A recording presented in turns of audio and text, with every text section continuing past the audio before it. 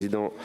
Madame la ministre, depuis 2015, la réforme des paysages hospitaliers est en marche. En février 2019, elle est devenue concrète pour la Wallonie avec la création de zones loco-régionales qui seront le centre de gravité du nouveau système hospitalier. D'ailleurs, Tubis a déjà été victime de cette réforme puisque les lits d'hospitalisation ont été fermés en prévision de cette réforme. Cette nouvelle manière de fonctionner amène les hôpitaux à se réorganiser en bassins de soins. Nous pourrions trouver sur un même territoire des hôpitaux publics, des hôpitaux privés qui devront collaborer. Pour organiser ces collaborations, les hôpitaux ont besoin d'un cadre légal. Dans les faits, nous savons toujours pas ce qui se passe dans les rapprochements. Ni les travailleurs, ni les médecins, ni les patients ne sont tenus informés. Madame la ministre, pouvez-vous nous informer de l'état d'avancement des zones? En particulier, pouvez-vous nous informer de l'évolution du cadre juridique pour les collaborations? Et quel est le calendrier en la matière du gouvernement?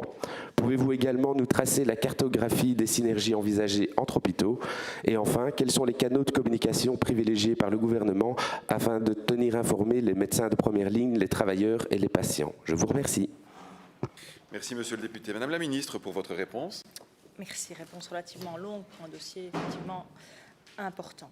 La loi du 28 février 2019 modifiant la loi coordonnée du 10 juillet 2008 sur les hôpitaux et autres établissements de soins a été publiée au Moniteur belge le 28 mars 2019. Pour rappel, cette loi prévoit que chaque hôpital général devra faire partie d'un seul réseau clinique loco-régional au 1er janvier 2020. 25 réseaux au plus peuvent être agréés en Belgique, dont un maximum de 8 réseaux composés exclusivement d'hôpitaux sur le territoire de la région wallonne. Certains hôpitaux wallons peuvent néanmoins intégrer un réseau composé d'hôpitaux situés sur le territoire de la région de Bruxelles-Capitale.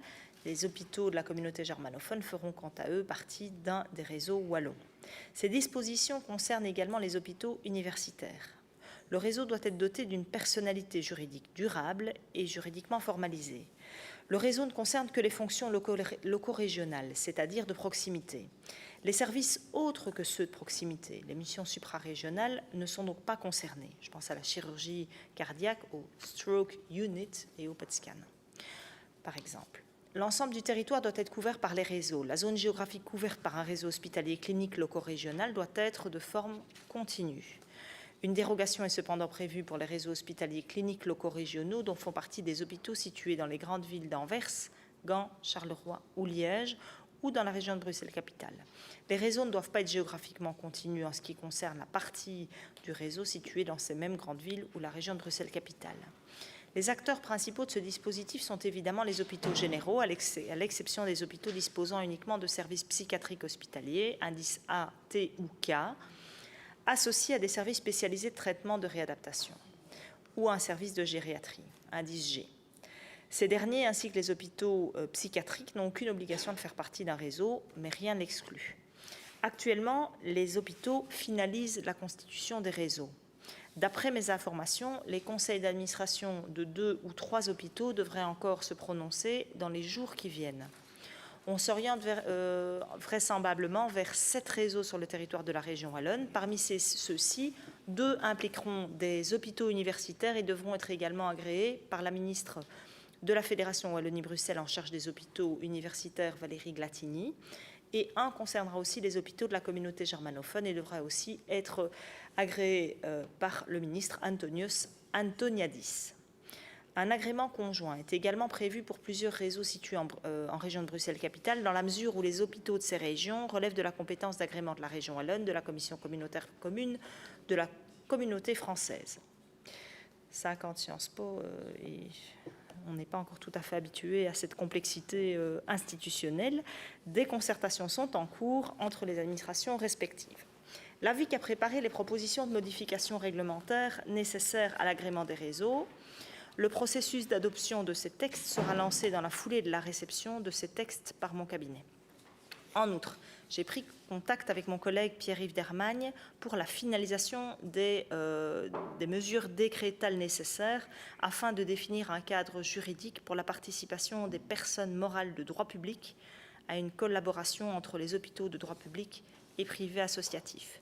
Ces mesures reprises dans la déclaration de politique wallonne 2019-2024 devront leur permettre de choisir la forme juridique des réseaux dans le respect des règles régissant ces personnes morales de droit public, notamment celles qui encadrent le statut de leur personnel d'une part et dans le respect de l'identité associative de leurs partenaires d'autre part.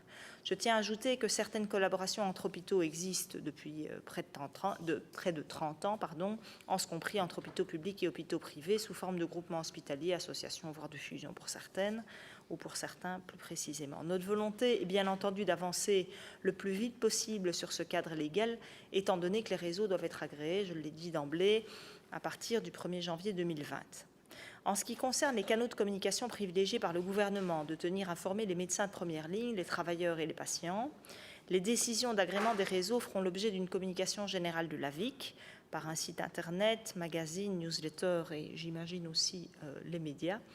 Une information spécifique sera également organisée à l'attention des cercles de médecine générale qui constituent le canal privilégié d'information de première ligne en Wallonie. Il appartiendra également aux hôpitaux et aux réseaux d'informer les prestataires de soins avec lesquels ils travaillent, les travailleurs et les patients.